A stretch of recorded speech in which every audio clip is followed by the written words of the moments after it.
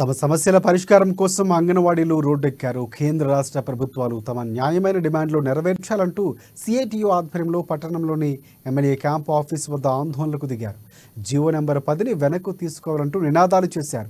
అంగన్వాడీల సమస్యలపై గత వారం రోజులుగా కలెక్టరేట్ వద్ద రిలే దీక్ష చేపడుతూ ఉన్న స్పందన లేదని సిఐటియు జిల్లా ప్రధాన కార్యదర్శి అన్నమల కిరణ్ అన్నారు.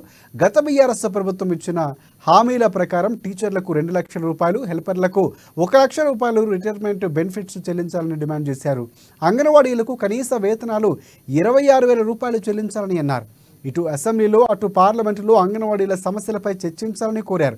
స్త్రీ శిశు సంక్షేమ శాఖ మంత్రి సీతక్క ప్రత్యేక చొరవ తీసుకుని అంగన్వాడీలకు న్యాయం చేయాలని వారు కోరారు.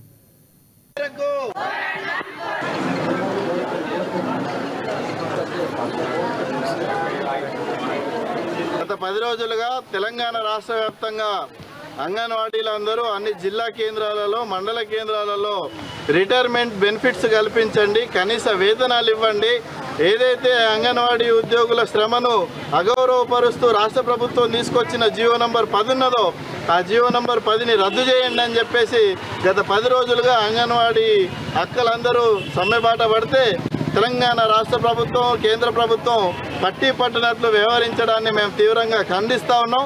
అసెంబ్లీలో, పార్లమెంటులో అంగన్వాడీల సమస్యలపైన, అంగన్వాడీలు ఎదుర్కొంటున్న సమస్యలపైన చర్చలు జరిపి వారి న్యాయమైన డిమాండ్లను పరిష్కరించే దిశగా కేంద్ర రాష్ట్ర ప్రభుత్వాలు విధానాలు తీసుకోవాలని చెప్పేసి మేము డిమాండ్ చేస్తూ ఉన్నాం. ఏదైతే గత ప్రభుత్వం బీఆర్ఎస్ ప్రభుత్వ కాలంలో జీవో నంబర్ 10ని తీసుకొస్తే అంగన్వాడీలందరూ ఐక్యంగా పోరాడి వెనక్కి కొట్టారు.